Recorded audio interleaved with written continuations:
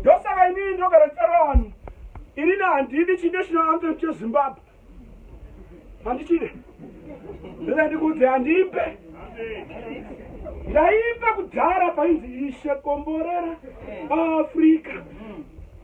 Chemazuva ano chinotanga chatisimudzai mureza neropa remagamba chozoisa Mwari kwekupedzesera. Mwari ndiye wekutanga. Rega titaure kuti mudikani, if you look in Zimbabwe, pataimba Ishe komborera Afrika taisa Mwari pekutanga, we were prosperous. But unozvitarisa nhasi,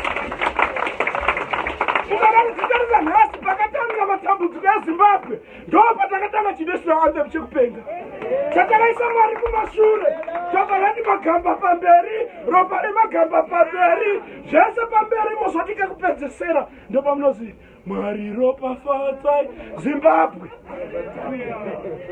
Mwari bado magamba naika chiita tione. Moti mireza yeZimbabwe chiita tione. Wobva wapeta maoko.